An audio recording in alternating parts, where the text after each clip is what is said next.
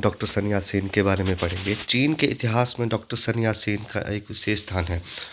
उन्हें आधुनिक चीन का निर्माता कहा जाता है। ये चीन में राष्ट्रीय एकता स्थापित करना चाहते थे। व्यक्तिगत स्वतंत्रता तथा गणतंत्र की स्थापना जो था उनके जीवन का परम लक्ष्य था। आगे के पॉइंट में हम ये देखेंगे कि किस तरह से उन्होंने चीन में राष्ट्रीय एकता स्थापित की और व्यक्तिगत स्वतंत्रता तथा गणतंत्र की स्थापना के पीछे उन्होंने क्या-क्या काम किया। पहला पॉइंट आता है प्रारंभिक जीवन। डॉक्टर सन यात-सेन का जन्म 2 नवंबर 1866 ईस्वी को क्वांगतुंग प्रदेश के चोइहांग नामक एक छोटे से गांव में हुआ था। ये जो गांव था वो कैंटन नगर से लगभग 40 मील की दूरी पर स्थित था और इनके पिता का नाम सन टैट-सुंग था। जल्द ही डॉक्टर सन यात-सेन को शिक्षा प्राप्त करने के लिए हवाई द्वीप भेजा गया। वहाँ पर उनके भाई ने डॉक्टर सन यात-सेन को एंग्लिकन एंग्लिकन चर्च के एक प्रसिद्ध स्कूल में जो है भर्ती करवा दिया और इस स्कूल में उन्होंने पाश्चात्य ज्ञान विज्ञान की शिक्षा प्राप्त की। यहाँ पर वे जो है ईसाई मिशनरीज़ के कांटेक्ट में आए और जल्द ही वे ईसाई धर्म से इतने प्रभावित हो गए कि वे इसे स्वीकार करने के लिए तैयार हो गए। डॉक्टर सन यात-सेन के भाई को ये बात अच्छी नहीं लगी और उनको वापस चीन भेज दिया। 1886 में उन्होंने अपने ही गांव की एक युवती से लू जू जिसका नाम था उसके साथ शादी कर ली। एजुकेशन रिफॉर्म्स, नेक्स्ट पॉइंट है एजुकेशन रिफॉर्म्स। डॉक्टर सन यात-सेन लंदन में 1887 ईस्वी में एक मेडिकल कॉलेज में उन्होंने दाखिला लिया और 1892 में उन्होंने डॉक्टरी की परीक्षा पास की और मैकाय नामक स्थान पर डॉक्टर की प्रैक्टिस जो है वो आरंभ कर दी। उस समय उनके ऊपर जो है क्रांतिकारी भावनाओं का गहरा प्रभाव पड़ चुका था। वे देश की शिक्षा प्रणाली में सुधार करना चाहते थे। उनका विचार था कि शिक्षा के क्षेत्र में सुधार होने के पश्चात ही देश उन्नति कर सकता है। वे चाहते थे कि मानचू सरकार जो है वो शिक्षा के क्षेत्र में सुधार करे और अपने इस उद्देश्य को पूरा करने के लिए डॉक्टर सन यात-सेन ने एक शिक्षा समिति की स्थापना की। शीघ्र ही ये समिति के सदस्यों ने मानचू सरकार के सामने जो है वो शिक्षा सुधार का प्रस्ताव रखा, परंतु मानचू सरकार ने जो है इस प्रस्ताव को अस्वीकार कर दिया। थर्ड पॉइंट आता है रिवाइव चाइना सोसाइटी की स्थापना। डॉक्टर सन यात-सेन ने 24 नवंबर 1894 को होनोलुलु में रिवाइव चाइना सोसाइटी की स्थापना की। वे इस संस्था के चेयरमैन बने और इसे सिंग चुई हुई के नाम से भी जाना जाता है। ये एक गुप्तचर संगठन था और आरंभ में इसके केवल 112 सदस्य थे और 21 फरवरी 1895 को जो है इसका मुख्यालय हांगकांग में खोला गया और शीघ्र ही इसकी जो शाखाएं थी चीन के डिफरेंट प्रांत में खोली गई। इसका प्रमुख उद्देश्य चीन में मानचू शासन का अंत करना, चीनी समाज का पुनः निर्माण करना, प्रेस तथा शिक्षा के माध्यम से चीनियों में एक नव चेतना का संचार करना तथा चीन में गणतंत्र की स्थापना करना था। डॉक्टर सन यात-सेन ने एक क्रांतिकारी सेना का भी गठन किया। ये सेना भंग की गई सेना की सहायता से बनाई गई थी और इस सेना के सहयोग से डॉक्टर सन यात-सेन ने 26 अक्टूबर 1895 ईस्वी को कैंटन पर आक्रमण कर दिया, परंतु शक्तिशाली मानचू सरकार ने इस आक्रमण को विफल बना दिया और इसमें बड़ी संख्या में डॉक्टर सन यात के सैनिक मारे गए और स्वयं भी डॉक्टर सन यात-सेन को बड़ी मुश्किलों से जापान भागना पड़ा। चौथा पॉइंट आता है डॉक्टर सन यात-सेन निर्वासन में। डॉक्टर सन यात-सेन 1896 ईस्वी में न्यूयॉर्क से लंदन गए और चीनी जासूस जो थे वहाँ भी उनका पीछा कर रहे थे। अंत में डॉक्टर सन यात-सेन को लंदन में बंदी बना लिया गया, परंतु यहाँ पर ब्रिटिश प्रधानमंत्री लॉर्ड मेलिसबरी के हस्तक्षेप के कारण उन्हें मुक्त कर दिया। जब उनको मुक्त कर दिया गया तो डॉक्टर सन यात-सेन की मुक्ति का समाचार जो है वो इंग्लैंड के समाचार पत्रों में बड़े-बड़े अक्षरों में प्रकाशित हुआ और इससे उनकी डॉक्टर सन यात-सेन को अंतर्राष्ट्रीय स्तर पर प्रसिद्धि प्राप्त हुई और उनकी गणना जो है विश्व के प्रमुख क्रांतिकारियों में की जाने लगी। अब जो है डॉक्टर सन यात-सेन ने 2 वर्ष तक सॉरी 2 वर्षों तक यूरोप के विभिन्न देशों में भ्रमण किया और इस काल में उन्होंने लोकतंत्र तथा समाजवाद के सिद्धांतों का गहरा अध्ययन किया। यूरोप में घूमने के पश्चात वे सिंगापुर गए और वहाँ पर उनका खूब स्वागत हुआ। उन्होंने सिंगापुर को क्रांतिकारियों का जो है मुख्य अड्डा बना दिया और 1900 ईस्वी में कैंटन में एक विद्रोह हुआ, परंतु ये असफल रहा। फिफ्थ पॉइंट आता है तुंगमिंग हुई की स्थापना। डॉक्टर सन यात-सेन द्वारा 20 अगस्त 1905 को जापान की राजधानी टोक्यो में तुंग मिंग हुई की स्थापना करना एक प्रशंसनीय कदम था और इस संगठन का प्रमुख उद्देश्य चीन में मांचू वंश का अंत करना, चीन को पश्चिमी देशों के शासन से मुक्त करना, चीन में लोकतंत्री गणतंत्र की स्थापना करना तथा भूमि का राष्ट्रीय करना था। तुंग मिंग हुई ने अपने सिद्धांतों का प्रचार करने के उद्देश्य से 26 नवंबर 1905 को मिन पाओ तथा पीपल्स ट्रिब्यून नामक एक समाचार पत्र निकाला और इस समाचार पत्र ने शीघ्र ही बहुत लोकप्रियता प्राप्त कर ली। बड़ी संख्या में चीनी जो स्टूडेंट थे वो इस ऑर्गेनाइजेशन के सदस्य बने और डॉक्टर सन यात सेन इस संगठन के चेयरमैन बने। तुंग मिंग हुई की स्थापना जो है वास्तव में चीन के इतिहास में एक मील का पत्थर साबित हुई। 6 पॉइंट आता है नया गणतंत्र। 1911 ईस्वी की क्रांति में डॉक्टर सन यात सेन जो थे वो अमेरिका में थे और चीन के क्रांतिकारियों ने उन्हें जो है नए गणतंत्र का अध्यक्ष बनाने के लिए चीन आने का निमंत्रण दिया।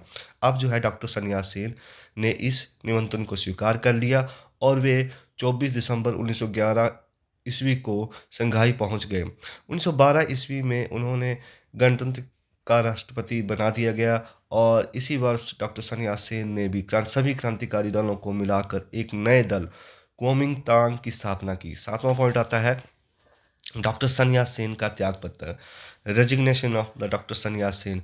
डॉक्टर सन यात सेन ये बात अच्छी तरह जानते थे कि चीन में जो है विरोधी तत्वों तथा मांचू सरकार के समर्थकों की कोई कमी नहीं है और इसलिए उन्होंने बड़ी चतुराई से काम लिया और मांचू राजवंश के जो समर्थक थे युआन सी काई को चीनी गणतंत्र का अस्थायी राष्ट्रपति बनाने के लिए आमंत्रित किया। अब 12 फरवरी 1912 ईस्वी को डॉक्टर सन यात सेन ने अस्थायी राष्ट्रपति के पद से जो है त्यागपत्र दे दिया और उसके पश्चात जो है युआन सी काई को 14 फरवरी 1912 ईस्वी को चीनी गणतंत्र का प्रथम राष्ट्रपति बना दिया गया। 8 पॉइंट आता है सैनिक अकादमी की स्थापना। सन यात सेन ने वाम्पिया में के स्थान पर एक सैनिक अकादमी की स्थापना की और इस अकादमी ने जो है अनेक प्रसिद्ध सेनापतियों तथा पॉलिटिशियनों को जन्म दिया जिनमें चियांग काई शेक तथा चाओ एन लाई इसी अकादमी की देन है। 9वां डॉक्टर सन यात सेन के 3 सिद्धांत। डॉक्टर सन यात सेन आरंभ से ही क्रांतिकारी विचारों के व्यक्ति थे और वे लोकतंत्र में विश्वास रखते थे। उन्होंने ही मांचू सरकार को हटाकर चीन में गणराज्य की स्थापना की थी और इसमें अब कोई संदेह नहीं था कि वे रूसी साम्यवाद से बहुत प्रभावित थे। फिर भी वे रूसी विचारों का जो है वो अंधाधुंध अनुसरण नहीं करना चाहते थे। वे इस बात को भी भली भांति समझते थे कि रूसी श्रमिकों का देश है और चीन किसानों का, अतः उन्हें अपनी विचारधारा को अपने देश की परिस्थितियों के अनुसार अपनाना पड़ेगा और उन्होंने अपनाया भी। डॉक्टर सन यात सेन के राजनीतिक विचार 3 सिद्धांतों पर आधारित थे। सन मिन चुई नाम से प्रसिद्ध हैं जिनको सन मिन चुई के नाम से भी जाना जाता है। इसका संक्षिप्त वर्णन निम्न अनुसार है। नंबर 1 पे आता है नेशनलिज्म, राष्ट्रीयता। डॉक्टर सन यात सेन राष्ट्रीयता के महत्व को भली भांति समझते थे। उनके विचार अनुसार चीन को अभी जो जिन समस्याओं का सामना करना पड़ रहा है उसका मूल कारण चीनी लोगों में राष्ट्रीयता की भावना का अभाव है और इसी कारण वे पश्चिमी देश जो हैं वो चीन का घोर शोषण कर रहे हैं तथा जिस कारण वे विश्व का अग्रणी देश होने की अपेक्षा जो है एक गरीब और कमज़ोर राष्ट्र बनकर रह गया है। अतः चीन की खुशहाली के लिए ये आवश्यक था कि चीनी लोगों में राष्ट्रवाद एवं देश की भावना का विकास हो और इसके लिए निम्नलिखित शर्तें जो थी आवश्यक थी। नंबर 1, चीन से मांचू वंश का अंत करना। नंबर 2, चीन को पश्चिमी राष्ट्रों के प्रभाव से मुक्त करवाना। नंबर 3, चीनियों में राष्ट्रीय एकता का भावना उत्पन्न करना। नंबर 4, विभिन्न समुदायों के लोगों में प्रचलित मतभेदों को दूर करना। नंबर 5, चीन की स्वतंत्रता के लिए विदेशों से सहयोग प्राप्त करना। दूसरा जो इनका विचार था वो राजनीतिक लोकतंत्र। डॉक्टर सन यात सेन राजनीतिक लोकतंत्र को बहुमूल्य मानते थे। उन्होंने अपना अधिकांश जीवन जो है विदेशों में व्यतीत किया था, अतः ये लोकतंत्र के महत्व से अच्छी तरह परिचित थे। यही कारण था कि चीन में गणतंत्री सरकार की स्थापना करने के वे विपक्ष में थे। वे चाहते थे कि चीन में एक शक्तिशाली सरकार की स्थापना हो, परंतु ये सरकार जो है वो अपने कार्यों के लिए लोगों के प्रति उत्तरदायी हो। ऐसी सरकार को कभी भी निरंकुश नहीं हो सकती। जो लोकतंत्र की सफलता के लिए ये आवश्यक है कि लोगों को बिना किसी मतभेद के वोट डालने का अधिकार हो तथा वे अपनी सरकार को वापस बुलाने के लिए रिकॉल का अधिकार रखते हों। नंबर 3, लोगों की आजीविका, पीपल लाइवलीहुड। डॉक्टर सन यात सेन लोगों की आजीविका के महत्व को भली-भाँति समझते थे। यदि किसी देश के लोग भूखे हों तो उस देश का विकास जो है किसी भी सूरत में संभव नहीं है, क्योंकि अधिकांश चीनी कृषि कार्य करते थे। इसलिए उन्होंने इस और अपना विशेष ध्यान दिया। उन्होंने जोतने वाले को ज़मीन दो का नारा दिया। चीन की आर्थिक खुशहाली के लिए उसके यातायात के साधनों, उद्योगों एवं खानों का विकास किया जाना चाहिए। इसके चलते मज़दूरों को संपूर्ण रोज़गार प्राप्त होगा और वे देश के विकास के लिए कड़ी मेहनत करेंगे। इसके अतिरिक्त डॉक्टर सन्याल सेन चाहते थे कि पूंजी का नियमन हो। वे जमींदारों, व्यापारियों एवं पूंजीवादियों के हाथों में धन के केंद्रीयकरण के विरुद्ध नहीं थे। मतलब समस्त देश की जो पूंजी है, वो समस्त देश का जो धन है, संपदा है, वे जमींदारों, व्यापारियों और पूंजीपतियों के हाथ में ना जाए। वे चाहते थे कि लोगों की आजीविका पर प्राइवेट पूंजी का नियंत्रण ना हो। वे सभी विशाल प्राइवेट उद्यमों का सरकार द्वारा राष्ट्रीयकरण के पक्ष में थे। नंबर 10, डॉक्टर सन यात सेन की मृत्यु। दिसंबर 1924 ईस्वी में डॉक्टर सन यात सेन के विचार विमर्श के लिए पीकिंग बुलाया गया और इस विचार विमर्श का विषय था कि सारे चीन के लिए एक राष्ट्रीय सरकार की स्थापना की जाए। डॉक्टर सन यात सेन का स्वास्थ्य ठीक नहीं था, परंतु फिर भी देश के हित को ध्यान में रखते हुए वे पीकिंग गए और काफ़ी प्रयत्नों के बावजूद भी जो है वो वार्ता जो थी वो सफल नहीं हो सकी, जिसके कारण डॉक्टर सन यात सेन को बड़ी निराशा हुई और 12 मार्च 1925 को वे अपने एक मित्र के निवास स्थान पर गए और वहाँ पर ही उनकी मृत्यु हो गई। मृत्यु से पहले उन्होंने लोगों से अपनी ये इच्छा व्यक्त की थी कि चीन के लोग राष्ट्रीय निर्माण में उनके 3 सिद्धांतों को अपनाएं।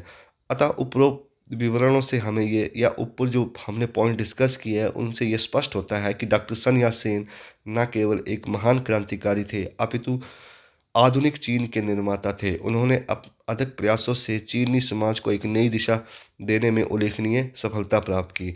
इसी संदर्भ में प्रसिद्ध इतिहासकार जी.डब्ल्यू. कीटन का कहना है कि डॉक्टर सन यात सेन ने 40 करोड़ चीनियों के लिए वही किया जो कमाल अतातुर्क ने तुर्की के लिए किया था, जो लेनिन एवं स्टालिन ने रूस के लिए किया था। मतलब कमाल अतातुर्क जो थे, तुर्की के एकीकरण के लिए उन्होंने महत्वपूर्ण योगदान दिया था और लेनिन और स्टालिन ने भी रूस की तरक्की के लिए बहुत काम किया था। तो उन उन रूस के लेनिन और स्टालिन और तुर्की के अतातुर्क से जो है वो डॉक्टर सन यात सेन की तुलना करते हैं जी.डब्ल्यू. कीटन।